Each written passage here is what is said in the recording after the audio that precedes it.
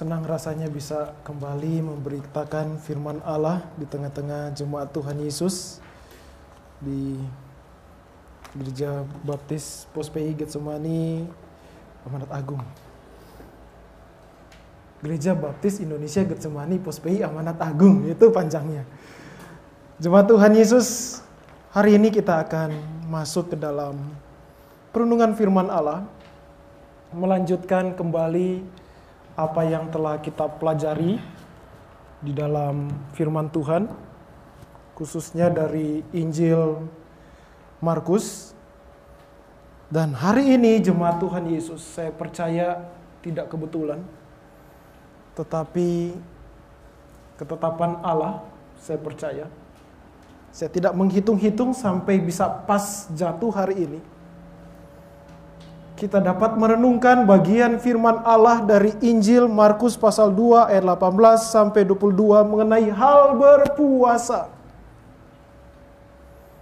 Kita akan membahas satu hal yang penting di dalam kehidupan iman kita di dalam Yesus Kristus mengenai hal berpuasa.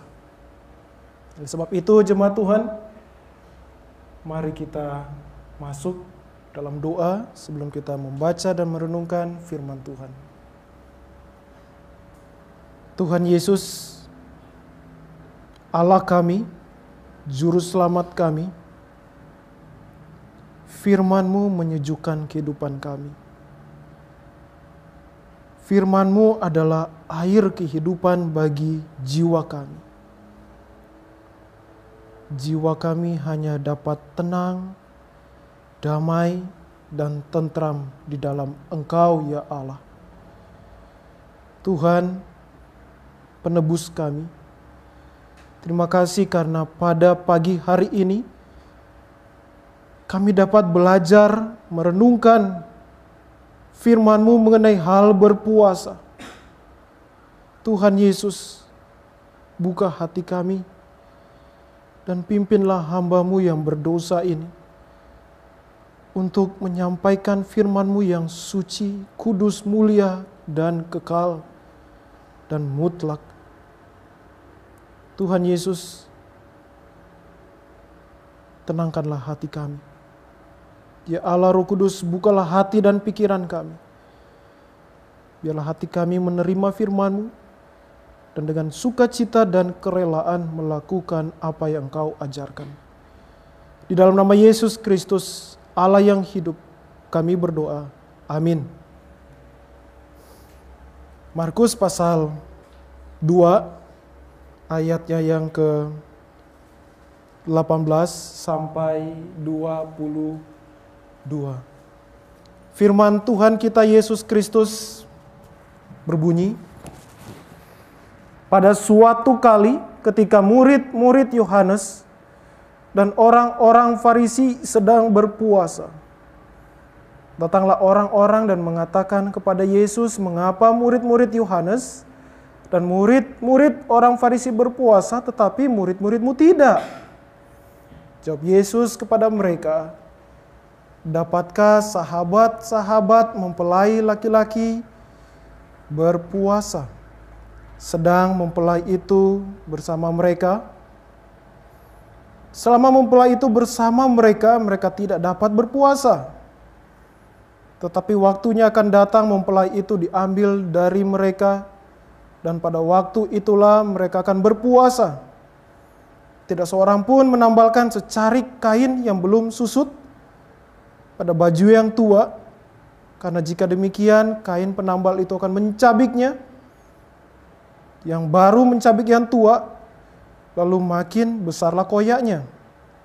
Demikian juga tidak seorang pun mengisikan anggur yang baru ke dalam kantong kulit yang tua, karena jika demikian anggur itu akan mengoyakkan kantong itu, sehingga anggur itu dan kantongnya dua-duanya terbuang. Tetapi anggur yang baru hendaknya disimpan dalam kantong yang baru pula. Jemaat Tuhan Yesus, seri pelajaran firman Tuhan hal berpuasa. Bagian pertama saya akan sampaikan hari ini. Dan seri yang selanjutnya saya akan menyampaikan di bagian yang lain, di hari Minggu yang lain. Karena begitu indah firman Allah yang disampaikan kepada kita mengenai hal berpuasa. Dan hari ini kita hanya akan membahas Markus 2 ayat 18, melihat arti dasar dari puasa. Melihat mengapa harus berpuasa, khususnya umat milik Allah. Saya akan membacakan lagi di dalam ayat yang ke-18. Pada suatu kali, ketika murid-murid Yohanes dan orang-orang Farisi sedang berpuasa, datanglah orang-orang dan mengatakan kepada Yesus, mengapa murid-murid Yohanes dan murid-murid orang Farisi berpuasa, tetapi murid-muridmu tidak? Dan firman Tuhan ini juga dicatat di dalam Matius pasal 9 ayat 14 sampai 17 dan Lukas 5 ayat 33 sampai 39.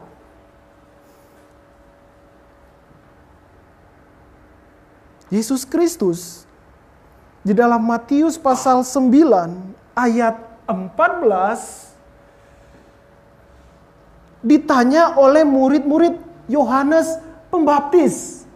Di dalam Markus 2 ayat 18 kita hanya mengetahui perkataan ada datanglah orang-orang. Tetapi di dalam Matius pasal 9 ayat 14 Alkitab menjelaskan siapakah orang-orang itu. Yang pertama, orang-orang itu adalah murid-murid Yohanes Pembaptis. Yang di dalam Matius 9 ayat 14 berkata, mengapa kami murid-murid Yohanes Pembaptis dan orang-orang Farisi berpuasa, tetapi murid-muridmu tidak? Lalu di dalam Lukas pasal 5 ayat 33, Alkitab memberitahukan siapa orang-orang yang bertanya kepada Kristus. Orang-orang Farisi itu berkata pula kepada Yesus, murid-murid Yohanes sering berpuasa dan sembahyang. Demikian juga murid-murid orang Farisi. Tetapi murid-muridmu makan dan minum.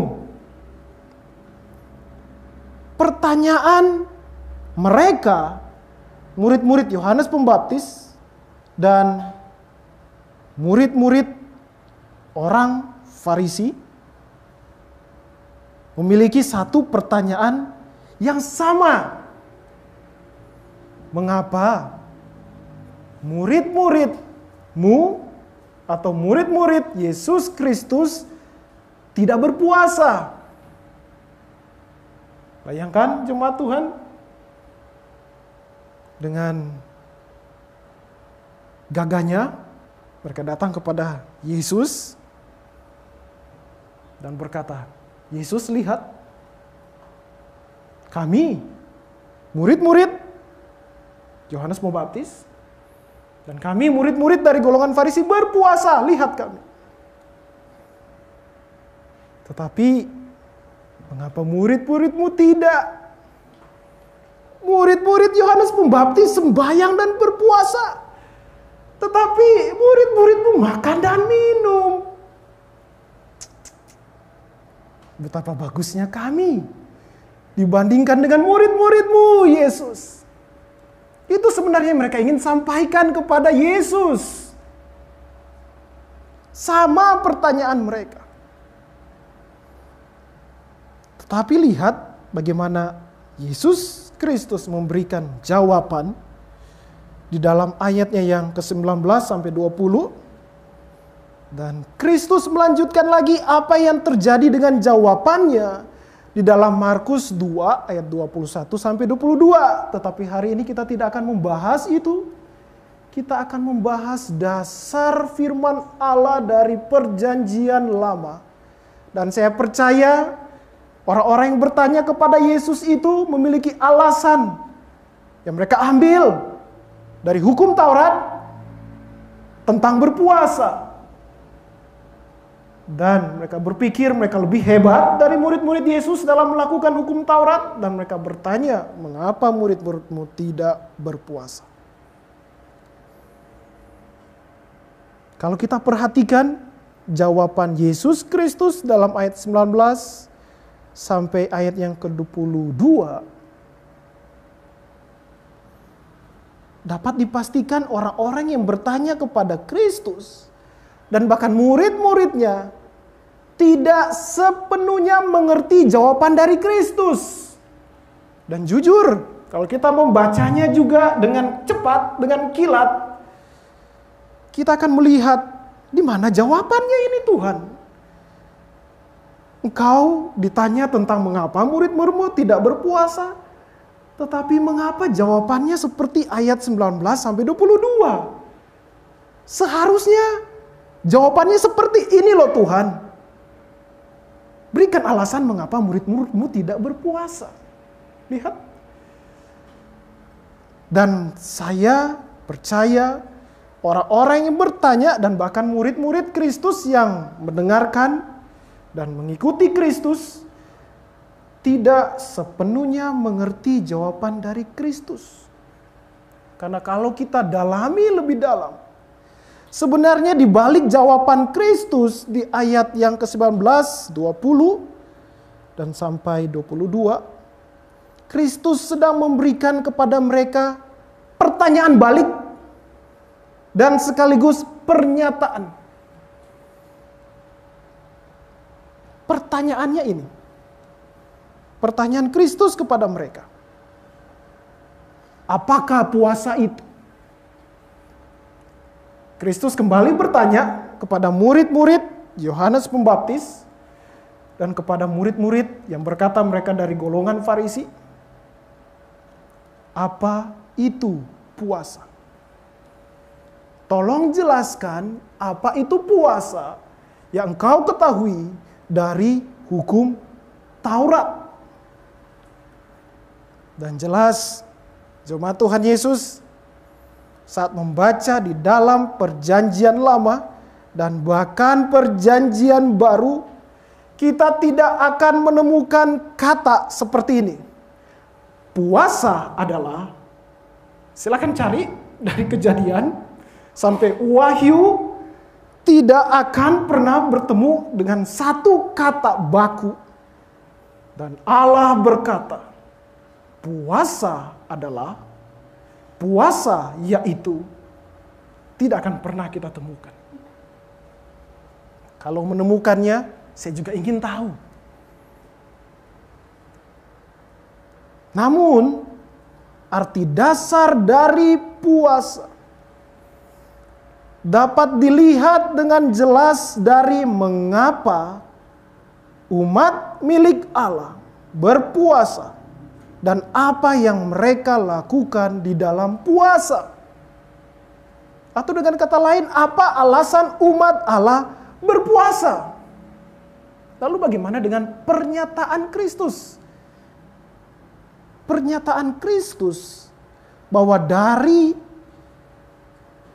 pertanyaan yang orang-orang itu tanyakan kepada Kristus, Kristus hendak menyatakan bahwa arti dasar puasa umat milik kepunyaan Allah sama sejak dimulainya hubungan manusia berdosa dengan Allah Maha Kudus dan masih berlaku hari ini dan untuk selama-lamanya. Dapat dipastikan arti puasa bagi orang-orang yang bertanya kepada Kristus di dalam ayat yang ke-18 Markus pasal 2 sama sekali tidak berdasarkan firman Allah, dilihat dari alasan mengapa mereka berpuasa dan alasan mereka bertanya mengapa murid-murid Yesus tidak berpuasa. Sebelum lebih dalam, saya berikan kesempatan untuk kita semua mendefinisikan puasa adalah. Silakan, 1 detik, 2 detik, untuk kita di dalam pikiran kita berkata, puasa adalah. Nah, saya mencatat ada beberapa pengertian puasa dari orang dunia, orang yang tidak di dalam iman pada Yesus Kristus. Dan saya percaya dari beberapa pengertian ini, jemaat Tuhan pernah mendengarnya. Dan saya berdoa, jangan sampai memiliki arti puasa seperti ini. Yang pertama, puasa sering dipakai untuk pamer iman seseorang yang beragama. Sehingga orang yang tidak berpuasa bagi kalangan ini berarti imannya rendah. Yang kedua, puasa dipakai untuk mencapai keinginan dari orang yang berpuasa yang berhubungan dengan hal-hal spiritual atau material. Puasa adalah waktu meminta sebebas mungkin yang diinginkan kepada Allah.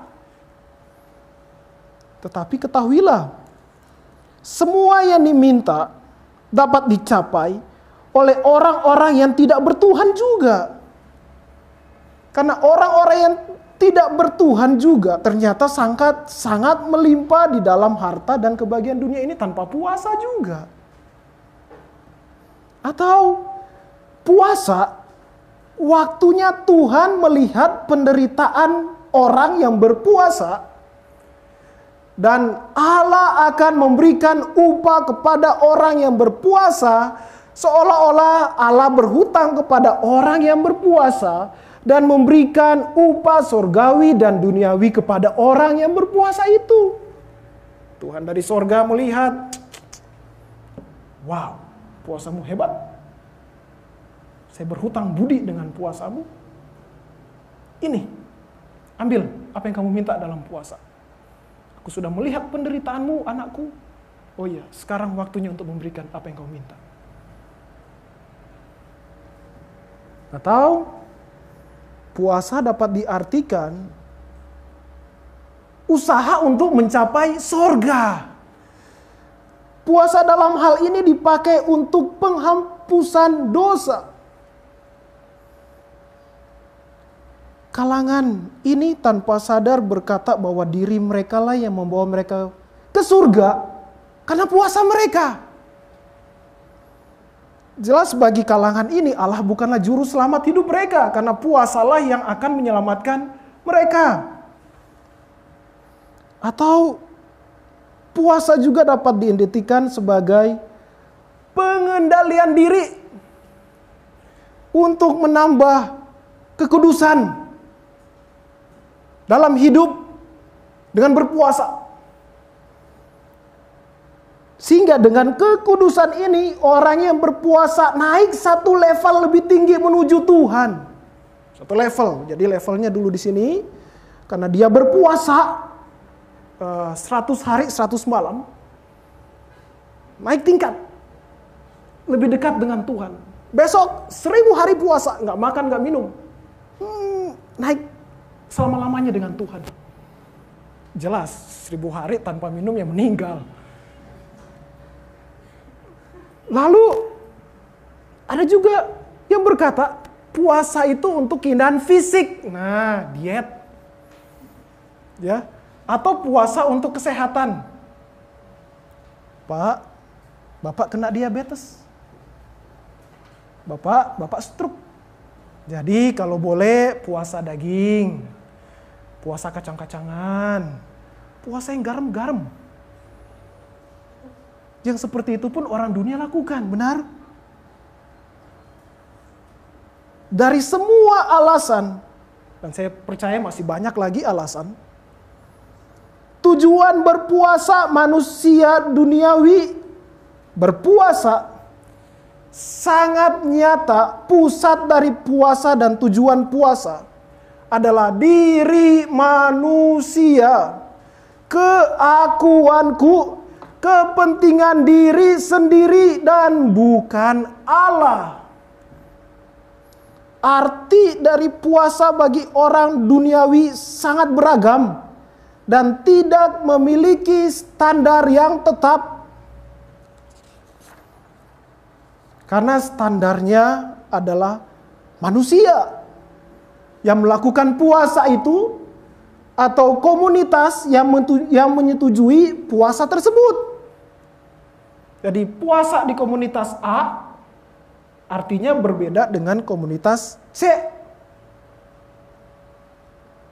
Lalu, di manakah posisinya Allah di dalam puasa seperti itu?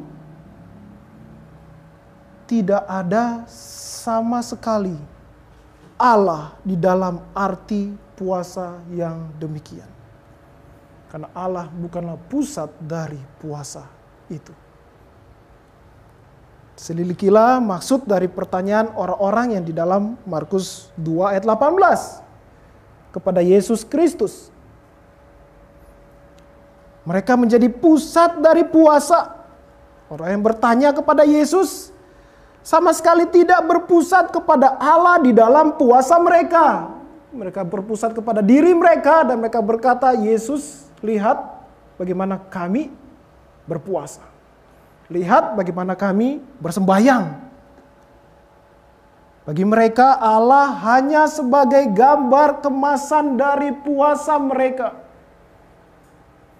Mereka menyangka dirinya lebih baik dari murid Yesus Kristus di hadapan Allah. Karena puasa yang mereka lakukan, sadar tidak mereka. Mereka sedang berbicara dengan Allah yang menciptakan langit dan bumi.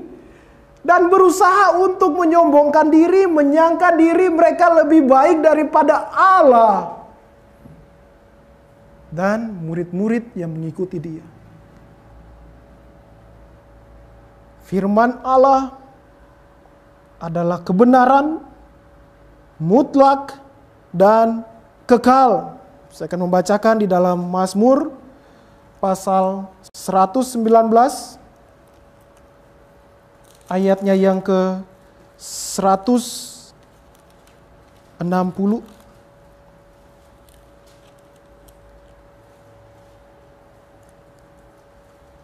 Dasar firman-Mu adalah kebenaran dan segala hukum-hukum-Mu yang adil adalah untuk selama-lamanya.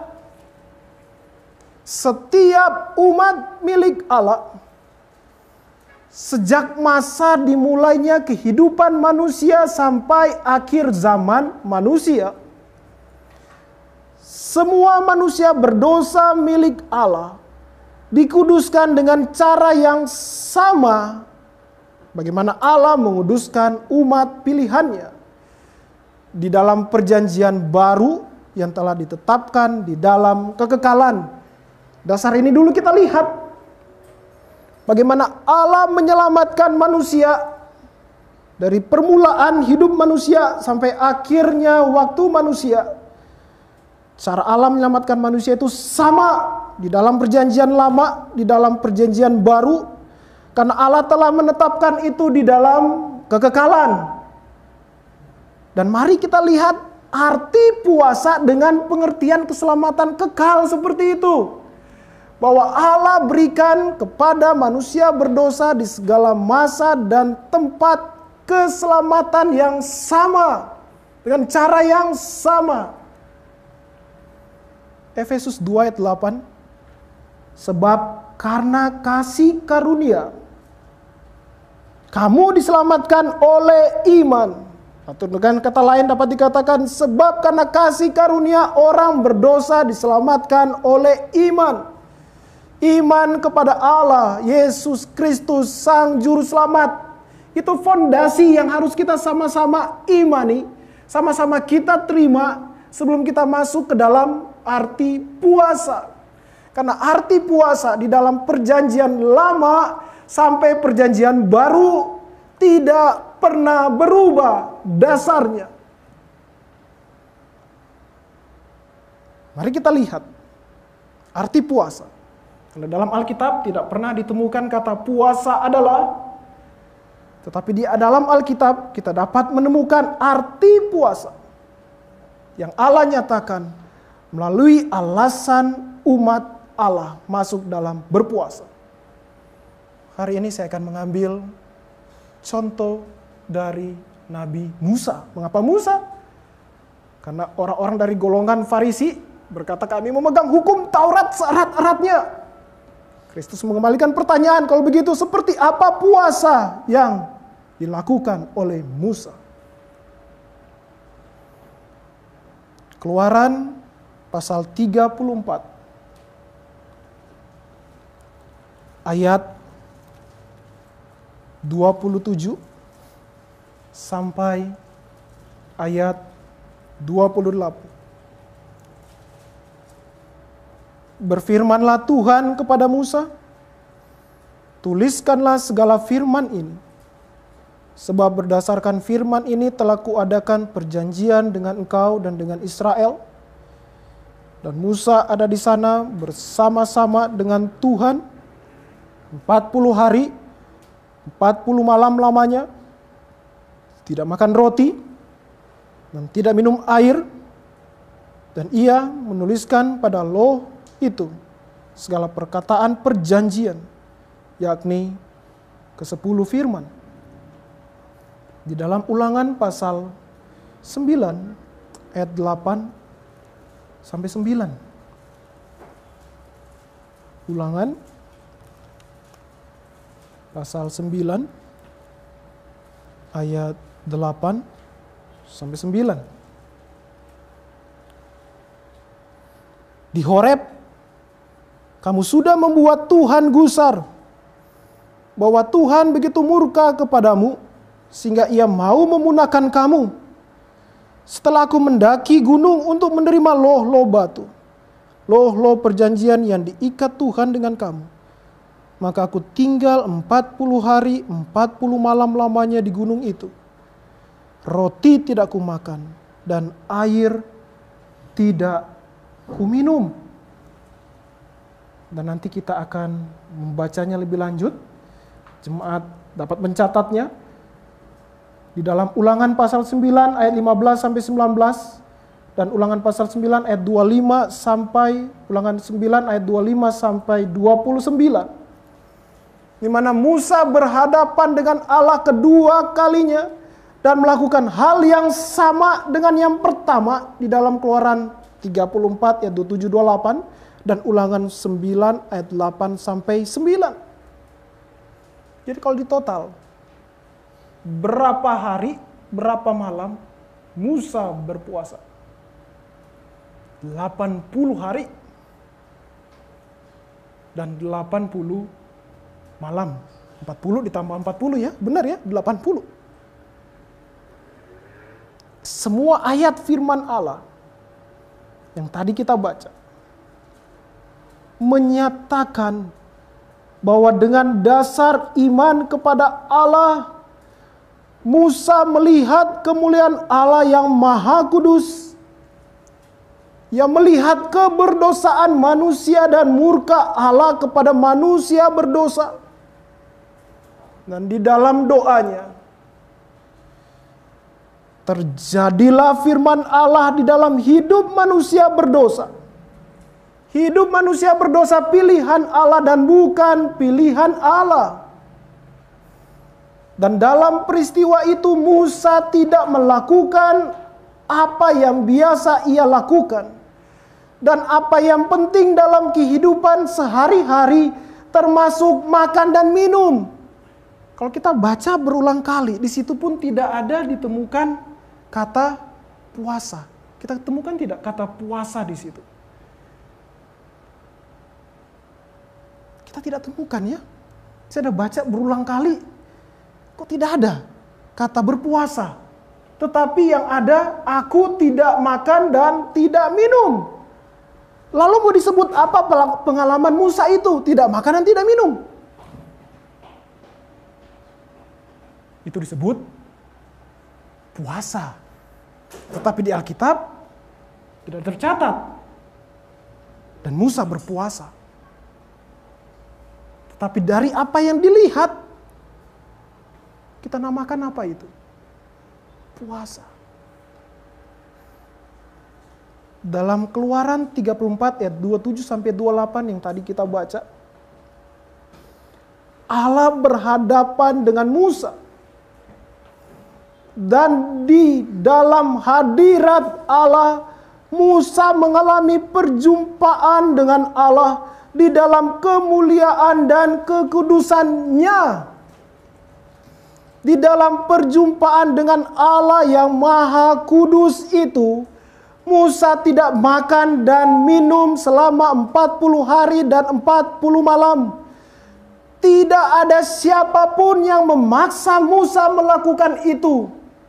Cari jemaat Tuhan Yesus, apakah menemukan ada yang memaksa Musa? Musa, kamu harus berpuasa 40 hari 40 malam. Harus ya. Kita tidak menemukan. Tidak ada yang memaksa. Musa melakukan dengan kerelaan hatinya yang berdasarkan iman kepada Allah Israel. Dibandingkan dengan kemuliaan dan kekudusan Allah, apa yang dilakukan oleh Musa tidak ada apa-apanya. Tidak makan dan tidak minum 40 hari 40 malam. Tidak ada apapun yang setara yang dapat menggantikan waktu perjumpaan dengan Allah Israel. Allah yang maha mulia, Allah yang maha kudus. Begitu indah dan berharganya waktu perjumpaan dengan Allah, sehingga makan dan minum pun dilewatkan oleh Musa. Kekuatan dan kuasa di dalam Musa selama 40 hari 40 malam berasal dari Allah di dalam perjumpaannya dengan Allah. Betapa indahnya pertemuan dengan Allah. Sehingga makan dan minum itu tidak dapat menggantikan indahnya perjumpaan dengan Allah. Dan kuasa Allah memberikan kekuatan kepada Musa untuk melewatkan 40 hari 40 malam tanpa makan dan minum untuk bersama dengan Allah. Dan di dalam Ulangan 9 ayat 8 sampai 9 dan Ulangan 9 ayat 25 sampai 29. Musa melihat keberdosaan bangsanya. Lihat jemaat Tuhan Yesus. Bagaimana ia melihat kebobrokan bangsanya. Keberdosaan bangsanya. Tetapi apakah dia hanya mengarahkan jarinya kepada bangsanya? Ia mengarahkan juga, aku berdosa ya Allah. Ia datang, Musa datang dalam ratapan dan tangisan yang sangat kepada Allah. Saat kita melihat di dalam Keluaran Ulangan pasal 9 ayat 8 dan 9, dan di dalam Ulangan pasal 25 sampai 29. Saya akan bacakan ayat yang ke-25.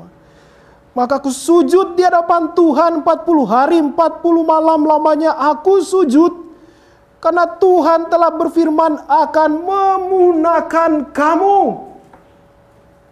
Dan aku berdoa kepada Tuhan, kataku, ya Tuhan Allah, janganlah musnahkan umat milikmu sendiri, yang kau tebus dengan kebesaranmu, dan yang kau bawa keluar dari Mesir dengan tangan yang kuat. Ingatlah kepada hamba-hambamu, kepada Abraham, Ishak dan Yakub.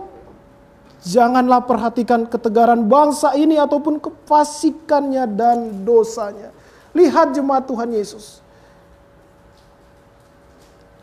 Tangisan untuk diri Musa sendiri. Dan ia meratapi bangsanya yang berdosa, serta layak menerima murka Allah. Dengan iman kepada Allah, Musa meratapi keberdosaannya, meratapi keberdosaan bangsanya, serta memohon belas kasihan Allah. Ya Allah, berbelas kasihanlah kepada hamba-Mu, berbelas kasihanlah kepada umat-Mu yang berdosa. Bagi orang yang tidak mengenal Allah dan murka Allah, dia akan berkata, Ulangan 9 ayat 8 sampai 9. Ulangan 9 ayat 5 dan 9. Karena dia manusia berdosa. Dan dia bukan orang pilihan Allah pada saat itu, saat dia meremehkan firman Allah. Tetapi manusia yang sadar akan keberdosaannya seperti Musa. Bangsa Israel tidak meratap menangis. Tetapi dialah yang datang ke dalam hadirat Allah. meratapi keberdosaannya. Meratapi keberdosaan umat Israel. Di dalam ratapan itu, Musa berhadapan dengan Allah. Dan sekali lagi dicatat, ia tidak makan dan tidak minum di dalam tangisannya di hadapan Allah. Di dalam tangisannya Musa berseru kepada Allah, ampunilah kami dan berbelas kasihanlah kepada kami yang berdosa ini. Belas kasihan Allah kepada manusia berdosa melebihi dari kepentingan makan dan minum. Sadarilah itu jemaat Tuhan. Apakah itu kita temukan di dalam orang-orang yang bertanya kepada Yesus tentang belas kasihan Allah. Saat menunjuk kepada Yesus dan murid-muridnya, engkau tidak berpuasa. Di mana belas kasihan Allah? Jadi yang pertama kita melihat arti puasa di dalam perjanjian lama. Musa datang ke hadirat Allah, melihat kemuliaan Allah, keagungan Allah, kekudusan Allah. Dan tidak dapat digantikan perjumpaan itu dengan makan dan minum. Dan yang kedua, menangisi, meratapi dirinya dan umatnya. Dan belas kasihan Allah itu melebihi dari makan dan minum. Dan perhatikan Ulangan pasal 9 ayat 27. Di mana di dalam ayat itu Musa datang dia dalam hadirat Allah. Tuhan, ingatlah akan firman-Mu. Ingatlah akan firman-Mu kepada Abraham, Ishak dan Yakub. Tuhan, jadilah firman-Mu yang Kau katakan kepada Abraham, Ishak dan Yakub. Musa hendak berkata, siapakah diriku di hadapan-Mu ya Allah? Walaupun aku menangisi, walaupun aku meratapi, aku tak dapat mengubah firman Allah. Jadi di dalam ratapan ini, di dalam doa ini, Musa hendak berkata, biarlah terjadi firman-Mu ya Allah. Firman-Mu terjadilah karena firman-Mu ya Allah yang terbaik. Terjadilah firman-Mu ya Allah karena Engkau adalah Allah yang setia. Biarlah firman Allah dan kepentingan Allah yang terjadi di hidup ini. Dan bukan kepentingan diri Musa, manusia berdosa. Dia tidak berkata kepada Allah, perhatikan kepentinganku Tuhan. Dia tidak pernah berkata seperti itu. Tapi ia berdoa, Tuhan, ingatlah firman kepada Abraham, Ishak dan Yakub.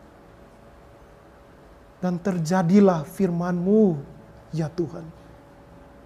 Terjadilah firman-Mu kepada orang-orang pilihan-Mu. Dan kepada orang-orang bukan pilihan-Mu. Lakukanlah apa yang Engkau pandang baik sesuai dengan firman-Mu ya Allah. Firman Allah melebihi segala-galanya dibandingkan dengan kepentingan diri manusia. Makan dan minum tidak sebanding dengan tergenapinya firman Allah di hidup ini. Dan kita lihat setelah peristiwa itu, apa yang terjadi?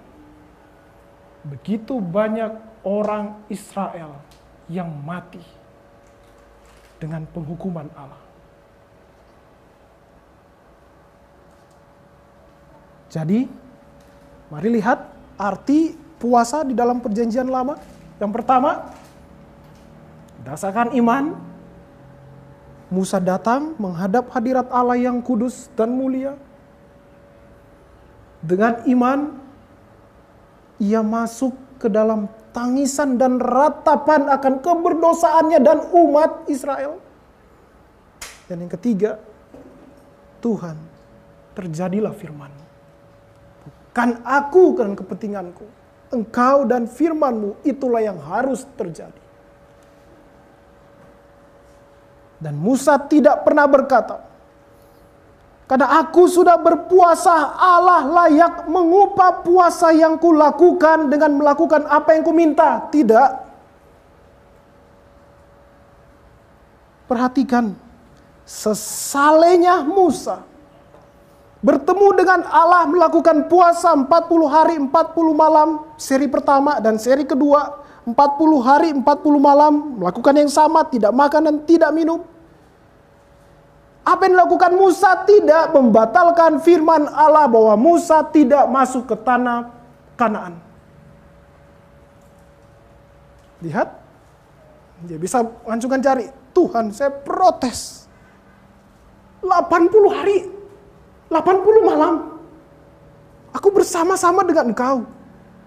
Masakan hanya dengan kesalahan yang sekecil ini saya gak masuk tanah perjanjian.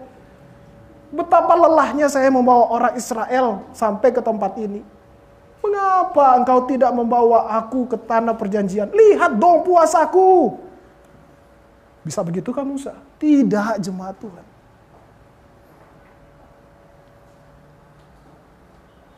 Musa tidak masuk ke dalam tanah Kanaan. Dan itu adalah firman Allah. Tidak dapat diubah.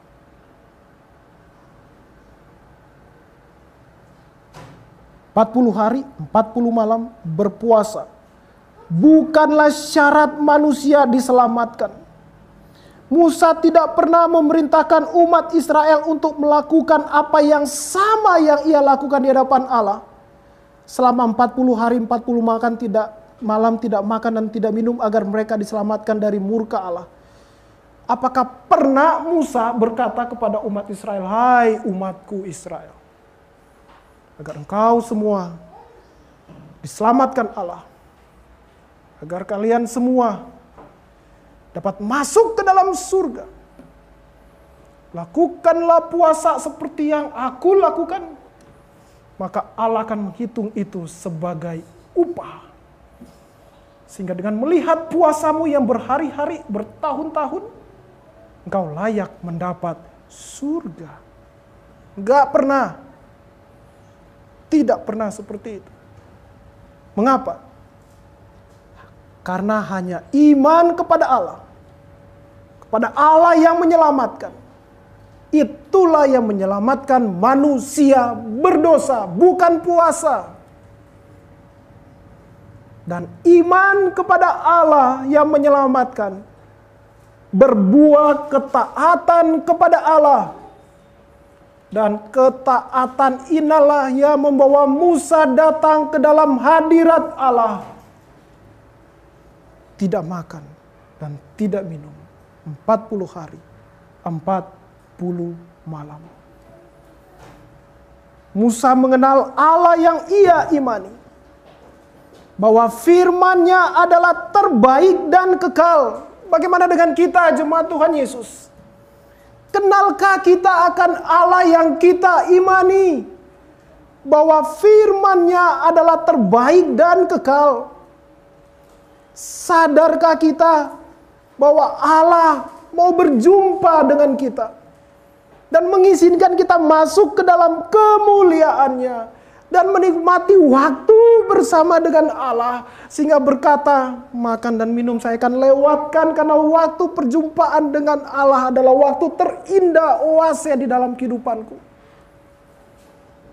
Dan di dalam waktu itu ia melihat keberdosaan, kengerian akan murka Allah, dan melihat pengampunan Allah di kayu salib, sehingga meratapi keberdosaannya, melihat belas kasihan Allah. Ya Allah, berbelas kasihanlah kepadaku orang berdosa. Sehingga makan dan minum itu tidak lagi penting. Untuk apa makan dan minum jika mati di dalam kekekalan?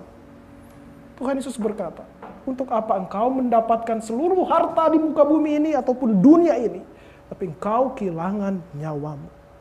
Untuk apa engkau puaskan perutmu, kerongkonganmu, dan tidak mau melihat keberdosaanmu? Ratapilah keberdosaanmu.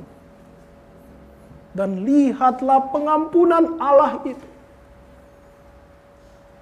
Dan saat manusia berdosa, kita selalu ingin Allah melakukan apa yang ku ingini. Setelah manusia jatuh dalam dosa, manusia inginnya selalu nyaman dengan pikirannya. Tuhan kalau boleh ini, kalau boleh ini, kalau boleh ini. Tak gunakan puasa untuk menyogok Tuhan. Biar engkau melakukan ini dan ini, apa yang aku kehendaki. Tapi lihat, Musa. Dia tidak berdalil seperti itu dengan Allah. Tapi ia berkata, Tuhan, terjadilah apa yang kau inginkan. Terjadilah firman-Mu Tuhan. Bagaimana dengan kita orang Kristen? Masuk ke dalam doa puasa. Memuji Allah. Meratapi keberdosaan. Dan mengucap syukur dengan kayu salib. Dan berkata, Tuhan, aku mau beristirahat di dalam Engkau. Aku mau beristirahat di dalam firman-Mu. Musa beristirahat kepada Allah dan firman-Nya. Ia tidak protes dengan keputusan Allah, ia tidak masuk ke tanah perjanjian. Lihat apa yang dikatakan Musa di dalam Mazmur pasal 90 ayat 1. Tuhan, Engkaulah tempat pertuduhan kami turun-temurun. Lihat, ia berkata, Tuhan, Engkaulah tempat pertuduhanku turun-temurun.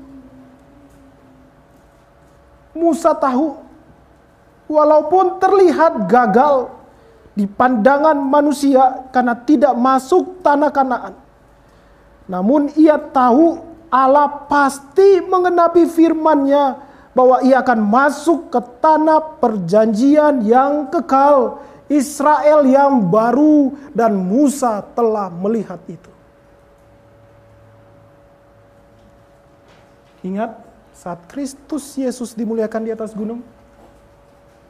Siapakah nama dua nabi yang bertemu dengan Yesus? Musa dan Elia. Jadi jemaat Tuhan Yesus, ingat, kita berpuasa bukan untuk diselamatkan oleh Allah. Kita berpuasa bukan untuk waktu meminta sebebas apa yang kita mau dari Allah. Kita berpuasa bukan untuk menambah kekudusan kita, karena kekudusan kita hanya terjadi di kayu salib. Dan kejarlah kekudusan dengan mematikan dosa. Kita berpuasa.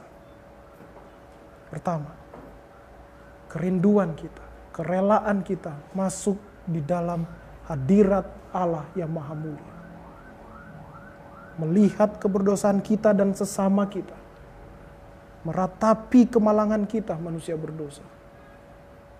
Dan melihat karya Yesus Kristus yang begitu ajaib bagi kita.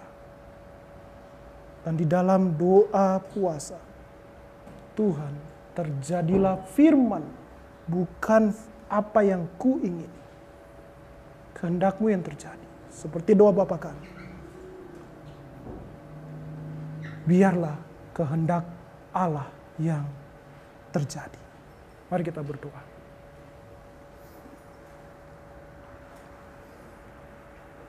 Tuhan Yesus Allah yang hidup,